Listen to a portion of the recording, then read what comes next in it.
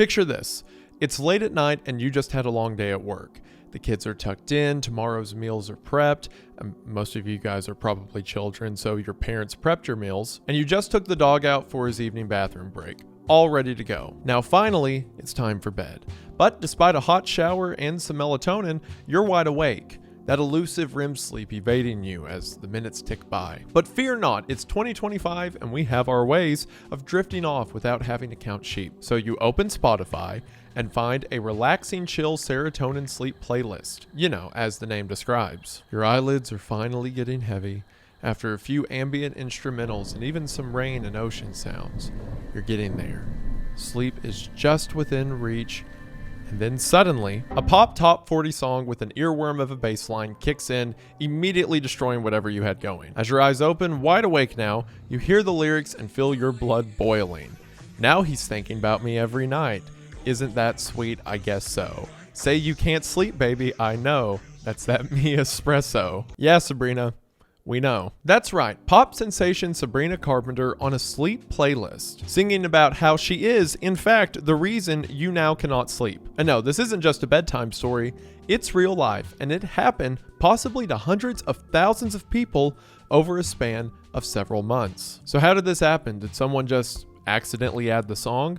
Or is there perhaps something more sinister at hand? Well, we decided to make a whole video about it if that tells you anything. Hello everybody, today we're going to be talking about if Spotify is artificially boosting songs in ways that get really annoying, and who may be having them do this and why. We're going to go ahead and get into it, but as always, thank you for watching. So how did so many people end up with the same song infiltrating their playlist, no matter how unrelated those playlists were? At first, people thought it was a glitch. But after hundreds of thousands of users on Spotify started noticing the same thing happening to them, it became clear that this might be intentional. And it wasn't just espresso either, with users sharing similar experiences with Tommy Richmond's $1 Million Baby and Chappell Roan's Good Luck Babe. Users on social media began speculating that this phenomenon was actually the result of an arrangement between Spotify and the record labels in order to boost streams for certain artists and specific songs. When shortly thereafter, Espresso ranked #1 on Spotify's most streamed songs globally, suspicion only increased. One of the first places this notion popped up was on Reddit. On Reddit's r/pop culture chat, people shared how espresso showed up in a variety of playlists one wouldn't expect it to show up on. Things like meditation, heartbreak, a jogging playlist consisting of techno and house music, a Hozier-based comforting rain morning collection, and even a Dora the Explorer bedtime stories playlist. It is kind of funny because like espresso starts kind of quiet and then the first verse kicks in with a really loud chord. So I'm just imagining like a group of 4-year-olds listening to soft Dora the Explorer stories, and then it's like Sabrina Carpenter kicks down the door and they all start crying. Additionally, in June of 2024, Carpenter's Please Please Please held the #2 position in 100% of the top 50 Spotify artist playlists. Now, for playlists built around similar pop musicians like Ariana Grande, Miley Cyrus, or Beyonce, this wouldn't seem out of the ordinary. But Carpenter's hit singles were appearing on artist playlists belonging to the likes of Frank Sinatra, Kendrick Lamar, and 21 Pilots. You know, artists where the second other artist you think of isn't Sabrina Carpenter. Could it be that in one summer, Sabrina created 2 of the most viral records in the history of streaming? Or, you know, a more fun answer like, does she have incriminating photographs of the Spotify CEO? The theories were as vast and widespread as her presence on the platform itself, but a relatively new service on Spotify called Discovery Mode confirmed what the public was hinting at. This was a matter of payola, or in other words, pay to play. So let's back up and explain what I'm even talking about. See, long before Spotify and Pandora, before iTunes and Napster, I guarantee like half of my audience has never heard that word before. The music industry thrived on profits from physical media, CDs, cassettes, vinyls, and so forth. Back in those days, a song's popularity was almost exclusively due to one thing and one thing only: The radio. Before sometime in the 1960s, record labels would pay off radio stations' DJs under the table to play the label's songs in order to drive popularity and increase sales. To be clear, these are DJs, as in disc jockeys, who would choose the selection of songs to be played and would occasionally talk between songs, introduce the next track, etc. I'm not talking about like EDM or club DJs. I mean, I guess one of them could also be a disc jockey, but I don't think they were around before 1960. Anyways, these payments were essentially bribes, off-the-books cash from labels meant to give their own production the edge over musicians on competing record labels. This practice would be known as payola. Pay because of, money, pay, you get it. And ola because of the naming convention of various music products at the time. There was the pianola, the self-playing piano, the Victorola, a phonograph, and a brand of records named Amberola. So it's like a joke. Oh, there's the pianola, the Amberola. How'd you get your money on the radio? Oh, I just played the payola. In 1959, the House Subcommittee on Legislative Oversight learned about this practice, not only in music, but on television as well. An investigation into several quiz shows not only revealed to lawmakers that many of these shows were rigged, it also introduced them to payola as a concept. After several congressional hearings, it became clear that payola became a common practice, especially in the music industry, and specifically as it related to radio broadcasts. And it wasn't just cash. Forms of payola included jewelry, cars, clothes, mortgage payments on homes, and even vested interest in record companies. Basically anything that would qualify as a bribe. Dick Clark, the famous radio and TV personality who hosted America's Bandstand for 3 decades, held an ownership stake in 33 different record labels, distributors, and manufacturers. One of the companies, Jamie Records, was a label which made American guitarist Dwayne Eddy famous and returned a profit of $31,000 back to Clark. President Dwight D. Eisenhower, with the help of the Attorney General, reevaluated the goals and obligations of broadcasters like radio stations. Eventually, amendments were made to the Communication Act of 1934 to include employees of these broadcasters, including radio station DJs, requiring them to explicitly announce when and by whom they were being paid, or as we know them today, sponsors. With a lot of life changes coming up, I understand how stressful it can be to manage your budget. And the worst part is when you're managing your budget and find out you've been paying money for months on something you didn't even know you were subscribed to. Well, thankfully, today's sponsor, Rocket Money, has you covered. Rocket Money is the all-in-one personal finance app that helps you cancel subscriptions, lower bills, and manage your money better. There's a ton of things Rocket Money can help you do to not break the bank, like cancel unwanted subscriptions. Once you connect your bank account, Rocket Money identifies all of your subscriptions in a single list. From there, you can select the ones you don't want anymore, and Rocket Money may be able to help you cancel with just a few taps. It can even help track your spending with things like automated savings, where it analyzes your accounts and determines the optimal time to save, or create custom budgets that will send you notifications based on your spending. Rocket Money can even help you lower your bills. Rocket Money will automatically scan your bills to find savings. With just a couple of taps, Rocket Money can help negotiate your bills for you, from internet service to cable and phone bills. No need to worry about customer service calls. Let the app's negotiators go to work for you to try to get the best possible rate. Rocket Money has helped save its customers up to $740 a year when they use all the app's premium features, and they've helped customers save over $500 million in canceled subscriptions. When it comes to finances, it's good to have someone in your corner, and let Rocket Money be that special someone. And if you want to get in on Rocket Money, then now's the perfect time. You can join the 5 million members currently using the app when you go to rocketmoney.com/Wendigang or click the link in the description to get started for free. That is right, for free. From there, you can unlock the app's premium features, but first of all, you can check it out for free and see if it's right for you. Again, just head to the link in the description at rocketmoney.com/Wendigang to get in on this incredible offer today. Thank you all for watching the ad, and thank you to Rocket Money for sponsoring the channel. Their link will be in the description, and we are back to the video.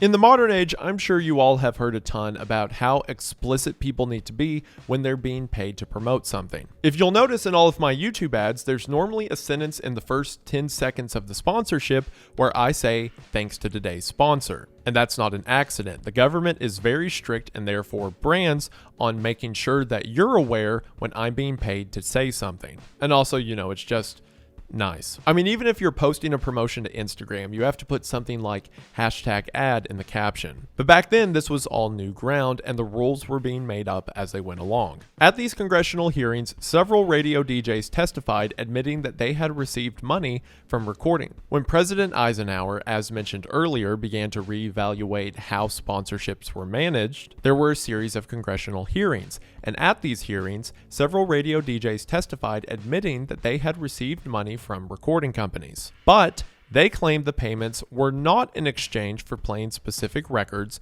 during radio broadcasts. One DJ from WBZ in Boston acknowledged that from 1957 to 1959, he had received more than $6,800. To put it into perspective, that would amount to over $74,000 today from record labels for his cooperation in playing their songs. However, he claimed these records were only promoted at record hops, or in other words, a big dance event or party, and that the payments did not influence his decision to play these songs on the actual radio broadcast. Sure, no, they just gave me money to play them at a party, and I played it at the party a lot, and I played the song a bunch, and no one ever mentioned the radio. I just came up with that one myself. And then would you look at that, conveniently, they gave me more money for more songs. What a coincidence. Another DJ, this one from KYW in Cleveland, argued that although he was regularly being paid by record companies, it was not in exchange for a commitment to play their specific artist, but rather to listen to what the label had submitted to the station for consideration. Most radio stations at the time received so many records each week, the DJs simply couldn't listen to every single one. The payments, he said, were merely to get the disc jockey to pull the label's records from the pile and give those records a shot, or essentially money to bump their songs to the front of the line. You can see where this might create a problem. The labels didn't simply want DJs listening to their artists' songs. I mean, they didn't pay that money for one dude to hear it. They wanted those tracks to make their way onto the air. A DJ could claim he was giving them a fair shake, but after enough time, you would imagine the labels would stop being incentivized to pay someone who would merely listen to their songs without actually playing them. Hence, for a DJ wanting those payments to continue coming in, he would probably feel some pressure to actually put those songs on air. Even if they never said it, the implication from record labels was certainly that they expected some of these songs to make it to the radio. At a hearing, the aforementioned Dick Clark told the Payola committee, quote, "Believe me, this is not as unusual as it may seem. I think the crime I have committed, if any, is that I made a great deal of money in a short time on little investment. But that is the record business." Real cocky language from a guy who was doing something that became illegal immediately afterward. Earl Kintner, the chairman of the FTC at the time, argued for payola to be regulated. As he said, quote, "Radio audiences were wrongly led to believe that the record broadcasts were chosen objectively for their merit or popularity." Basically, people thought that they were hearing songs because the song was legitimately good or organically popular, not because someone paid the station to play it. As a result of this legislation and the Communication Act amendments of 1960, the number of payola cases went down considerably, and several DJs were fired for having accepted it, including the internationally beloved Alan Freed, best known for popularizing the term rock and roll. So the next time someone like your dad says, "Oh, did you know the term rock and roll came from a radio DJ?" you can be a know-it-all and say, "Yeah, did you know that he got fired for payola deals?" Which means like money under the table. And then that person probably won't talk to you anymore, but you know, who needs them? However, despite these new rules, one group with surprising connections to the music industry found a way to break them, as they often did.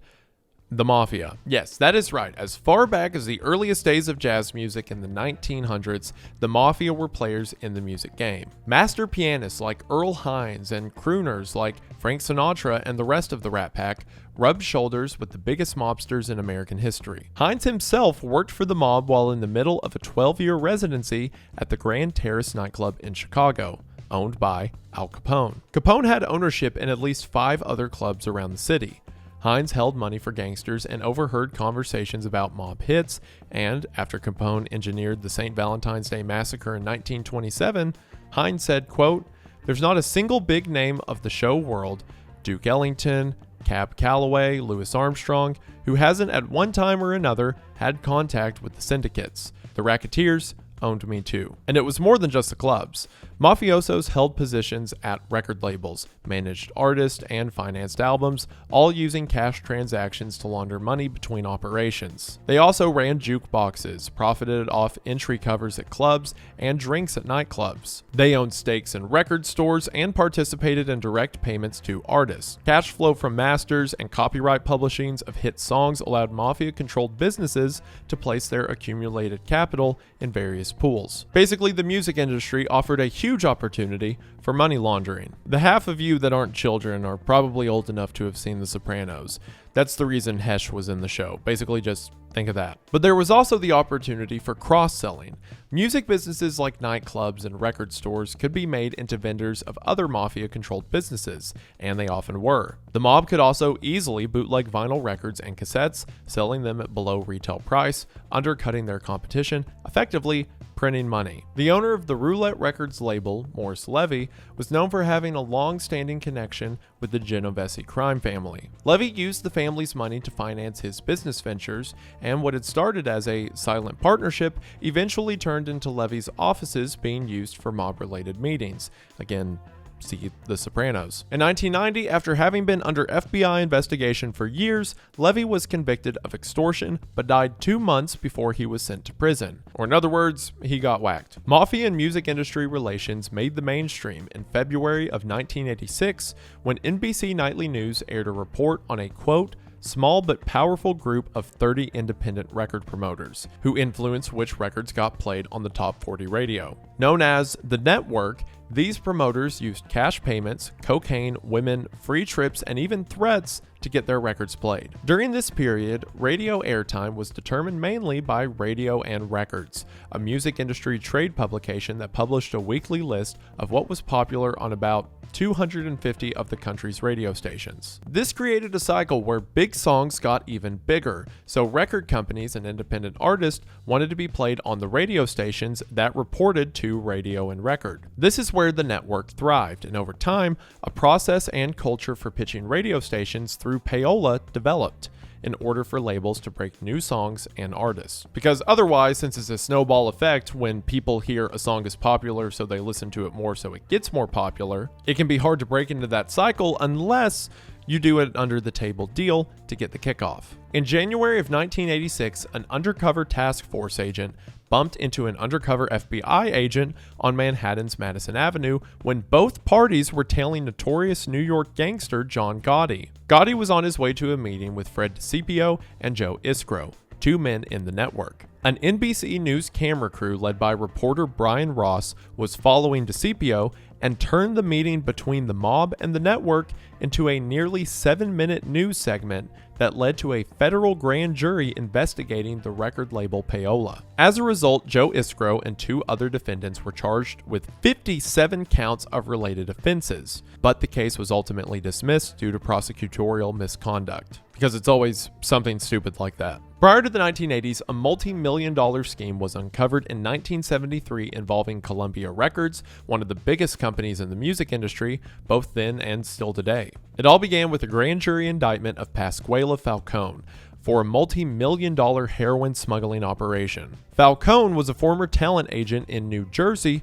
who represented multiple artists under Columbia's banner. When the FBI investigated Falcone's activities, they found bills to Columbia Records for a fake trucking company that never performed a single legitimate service. However, what it did do is smuggle heroin from Canada to the United States. So yeah, sorry we never got those, records sent out, but we do have a lot of heroin. During the investigation, the FBI also found memos to David Winshaw, Director of Artist Relations at Columbia. The memo detailed cover-ups for personal expenses of Columbia's president Clive Davis, who had embezzled $87,000 from the company for his personal use. Both Davis and Winshaw were fired along with Anthony Rubino, the Director of Marketing Administration. Reports showed that Columbia was cheated out of around $2 million, most of which went towards the purchase and movement of heroin. Clive Davis was sued for the money he embezzled, but was never officially criminally charged,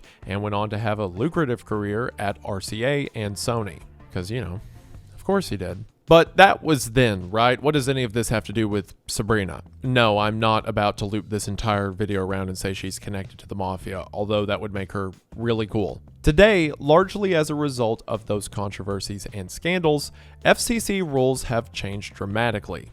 Specifically, the FCC requires broadcasters to announce at the time of the broadcast if something they play is sponsored, paid for, or provided by anyone with vested financial interests. Payola, as you might assume, is in direct violation of these rules, which is exactly why the policies of music streaming apps like Spotify are so interesting.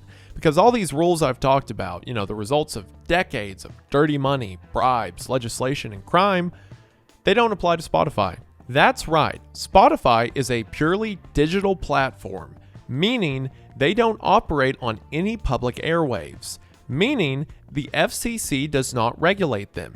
And this is how an app, where most people get most of their music nowadays, can participate in something like Payola consequence-free. Which, insert allegedlys and whatnot here. But also, it's weird for me to be talking about the problem in a lack of government reach or a lack of regulation in something. And while that would normally be the case, here, the lack of reach is allowing, potentially, companies to push products onto people without their knowledge. It's ultimately hurting the consumer at the benefit of the provider, which is, not as cool as just letting me blow stuff up when I want. So we know why Payola was outlawed from public broadcast, and we know about the controversy behind pop artists like Sabrina Carpenter having their music artificially pumped into listeners' headphones, which I should also mention probably had nothing to do with Sabrina. She has a record label. The record label makes money off the songs. I highly doubt Sabrina went to Spotify, under the cover of darkness in like a trench coat with glasses and was like, hey, I got a deal. But in 2024, there was another controversy that seemingly everyone in pop culture became fixated on: the rap beef between Kendrick Lamar and Drake. I mean, even I couldn't get away from it. I did a Red Thread episode going over the history of the beef. And I'm not going to get into the whole back and forth here. I'll have that episode of the Red Thread linked in the description if you want to know more. But their beef certainly hit a climax when Kendrick put out his song, Not Like Us, on May 4th, 2024. This song was a hit, winning all 5 of its Grammy nominations. To date, it is the most streamed diss track on Spotify. And as most of you probably know, he even sang the song at the Super Bowl. But what's most relevant about this song for our topic today are the accusations Lamar makes about Drake within his lyrics. Included among them is the allegation that Drake is a sexual predator and, quote, certified pedophile. The track cultivated a massive cultural response both online and off. What was Drake's response?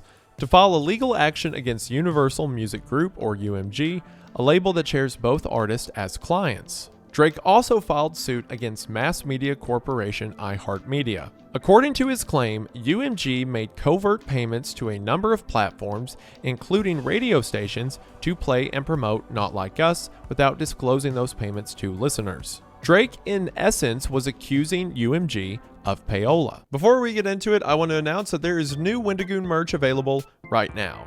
And I guess also Wendigang. Goon/gang merch. Goon gang sounds terrible, cut that. That's because right now, for a limited time, you can get in on the Brainwash collection. The Brainwash collection is available for a limited time and then it's gone for good. So to get in on this, head to the link in the description at wendigoon.shop to get it while you can. Given that iHeart operates numerous radio stations around the country, this would be expressly forbidden by law. Because again, the reason Spotify gets an exemption is because they're not broadcasting, it's all in platform. But if this is accusing iHeart, then that's certainly illegal because that goes back to radio. According to Drake, the 900 million streams, oh my gosh, that's a lot. The 900 million streams that Not Like Us had garnered weren't solely organic. The track's popularity was, again, according to the lawsuit, the result of bot-generated plays and strategic playlist placement, ultimately pushing his own music down the rankings while elevating Lamar's. UMG responded publicly multiple times. In Rolling Stone, a UMG spokesperson said that the company, quote, employs the highest ethical practices on marketing and promotional campaigns. And ultimately, it's the fans that choose the music they want to hear. Which I'm not picking a side or saying this applies to the Kendrick Drake thing. I think it's pretty clear publicly who won that. based on the lyrics and content of the beef itself. But anytime a spokesperson for a company like UMG says they employ the highest ethical practices, like, okay. As we've already established, the concept of fans exclusively choosing the music they listen to isn't really true. But whatever, corporate response, I guess. In March of 2025, Drake privately settled with iHeartMedia, and a source from the company stated that no payments were made to its radio stations. However, as of July of 2025, Drake's lawsuit against UMG is still ongoing. There are rumors surrounding the witness list suggesting that Kendrick himself may be called as a witness, but these are unconfirmed. Time will tell how that plays out. And again, with this specific case, I don't think it really would have changed how either artist was viewed in the public spotlight. I mean, the number of people that were keeping up with every song, checking it out immediately as it came out, I think the dust would always settle in Kendrick's favor. But it wouldn't be out of character for a media company to push a song they thought would get them plays. Whether you agree with Drake's beef or not, part of the issue he seemed to have was related to Spotify's algorithm and their practices with boosting hit songs, something we already addressed at the beginning of this video. A song going mega viral isn't just good for the artist, it's good for the platform. Which brings us back to Spotify's Discovery Mode, the somewhat new feature in question following the espresso scandal. Introduced at the end of 2020, Spotify released a statement about this mode at the time, saying in part, "Artists tell us they want more opportunities to connect with new listeners, and we believe our recommendations should also be informed by artists. Soon, we will roll out a test of a service that gives artists a say in how their music is discovered. In this new experiment, artists and labels can identify music that's a priority for them, and our system will add that signal to the algorithm that determines personalized listening sessions. This allows our algorithms to account for what's important to the artist." So far, that sounds mostly good, right? But there's more. To ensure the tool is accessible to artists at any stage of their careers, it won't require any upfront budget. Instead, labels or rights holders agree to be paid a promotional recording royalty rate for streams in personalized listening sessions where we provided the service. And there it is, a monetary component. By promotional recording royalty rate, Spotify means that the artist will take less money per play, already a fraction of a cent, in exchange for Spotify pushing their songs to the top of listeners' algorithms. In other words, it's pay to play. Artists, especially smaller artists who can't afford a further pay cut, weren't thrilled, because it's effectively saying if you take a cut in the pay you get when your music is played, we may push it more on the discovery page. Just a week prior, the American Union of Musicians and Allied Workers had called for Spotify to guarantee a 1 cent per play policy and to, quote, reveal existing payola, then end it altogether. And as you've probably figured out, what Spotify did is the exact opposite of both of those things. In a statement, the union said, quote, Spotify should not be in the business of selling artists access to their own fan base. Spotify must publicly reveal where existing payola is occurring and then stop systems of paid access to make an already unequal platform even more imbalanced. Spotify argued that because there was no upfront cost, they had evened the playing field, and that artists don't have to opt in. If they don't opt in, Spotify said, their songs would still be played in radio and autoplay, just not promoted to the same degree. Which, as you can probably figure out, creates a system where if you want to get traction, you have to opt in, meaning you have to take a pay cut. This sounds an awful lot like a more convoluted present-day payola, which again, is not illegal for a streaming app to do, but is generally frowned upon by artists and consumers who prefer to share and consume their music organically rather than be force-fed whatever song a corporate entity has paid to reach you, or be forced to pay a corporate entity because everyone else is doing it and you have to keep up with competition in order to get your song out. This is the same issue that was raised over 60 years ago when the issue of pay-to-play with radio station disc jockeys was under investigation. It's just wearing a more modern face. And while yes, artists and smaller labels don't have to opt into discovery mode, by creating and fostering this environment in the first place, Spotify is basically forcing those small artists to pony up if they want to remain competitive. An independent label employee told The Guardian that, quote, discovery mode is very insidious in that it doesn't matter whether you do it or not, you're affected by it. If all of your competitors are using discovery mode and you're not, your share is going to go down. When I started out on YouTube, or more specifically Google, has a feature where you can pay money to promote a video. It doesn't secretly promote the video will pop up with the label of ad or promotion, but the idea is Google then inserts that video into a lot of recommended or up next tabs that it normally wouldn't otherwise. If you've ever seen a YouTube video that's labeled as a sponsorship or ad, that's why. When I first started out on YouTube, like after the first episode of the Conspiracy Iceberg series, I saw that feature and just figured that's what everyone else does. So I paid, I think it was $100, maybe $200 to promote the Conspiracy Iceberg video, and it did nothing. Like, sure, people saw it, but because they were shown it artificially, they didn't stick around. All the video got was a bunch of comments like, why was this an ad? Because on YouTube, anyone can start making videos, so the people that rise up tend to be big underlined bold, quotation marks, tend to be pretty organic. Now imagine if YouTube was like the music industry and everyone that came in had to have labels and recording studios and producers. And if every established or up and coming creator had money to burn, everyone would use that feature. So then your video starting off couldn't get off the ground unless you use that feature. Effectively, in my opinion, that seems to be what's happening with the discovery mode now. And for listeners, the tracks you're being served could be coming as a result of the label paying Spotify to give them to you, and yet you would have no idea. Fundamentally, this really is no different than coming across a social media post or a video review of a product that's sponsored and doesn't disclose it, as required by the FTC. Once again, see everything I said earlier about sponsored disclosures and saying, thanks to today's sponsor and whatnot. One sociologist at the UCLA studying bribery in the music industry had similar views and suggests that this agreement should fall under Federal Trade Commission laws requiring influencers to disclose advertisements. Quote, if Spotify wanted to be safe, all they'd have to do is include something in the meta text saying, this artist opted into the Discovery Mode program, or you got this certain song because it has these attributes and we provided this weight to those attributes. In response, a Spotify spokesperson disputed Discovery Mode as the present-day equivalent of payola.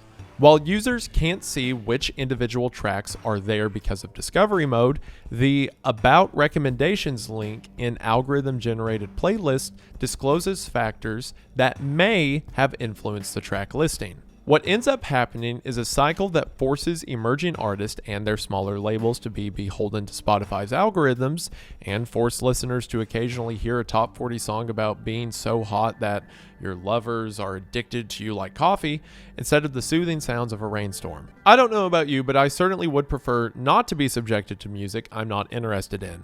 On a service I'm already paying a premium monthly subscription on. When I was in high school, my whole family was on the same Apple Music plan, which I should mention, out of all of my complaints with Spotify, I still like it over Apple Music. But when I was in high school, my youngest sister had downloaded the Afro Circus song for some reason onto her Apple Music. So the whole family got it. And because it started with an A, it was the highest song on my phone alphabetically. So every time I got into the car or connected to a speaker or did anything for like 2 years, the first sound I heard was Chris Rock screaming as loud as he could. And every time I tried to delete the song during some update or something, it would download again. And then one day I got my own account and figured it was over, but it turns out, not literally Chris Rock, but that same thing of music I don't want showing up is just my life forever now, I guess. Which in the grand scheme of things doesn't matter that much, but it matters to me. At the very least, I'd like to know when such a song has come across my now playing. For years, members of Congress have been asking for Spotify to disclose which tracks are enrolled in the program and what the agreed upon discounted royalty rate is per song. Without this, they say, Spotify is asking artists to make a blind choice, a classic prisoner's dilemma. Should they sign up for the service when they can't afford the cut in royalties and don't know what the tangible benefit will be, at a price that might be different than what their competitors are paying? Or do they opt out and suffer the potential consequences? More information here is critical. But because Spotify's algorithm, curated playlist, and contracts between labels and artists are locked behind a wall of secrecy, it's difficult to discern where fair promotion and paid favoritism begins. What is clear, though, is that Discovery Mode isn't likely going away anytime soon.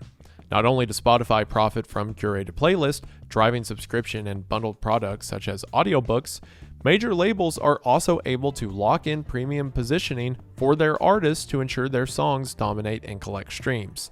It's a win-win for them and a lose-lose for us. Unless you're Sabrina Carpenter and you happen to be watching this video, and if you're Sabrina and you're watching my videos for some reason, then it's definitely a win-win for you. Everything I'm about to read has been written in a different text font in between the other paragraphs I've been reading, and it says, if you are Sabrina Carpenter, then the content director of this channel, Randall Castillo, and he included his Instagram @ wants you to know that he's very cute and funny and excruciatingly single. You're welcome, Randall. Just for that, you're going to the basement again. As Glenn McDonald, a former, quote, data alchemist at Spotify has said, quote, if somebody operating algorithms at you won't tell you how they work, it's probably safe to assume that those algorithms are not designed to serve your interests. Music has always been influenced by commerce, which is understandable to a certain extent, especially in the modern era, removed from cassettes, CDs, and dedicated MP3 players and replaced with streaming.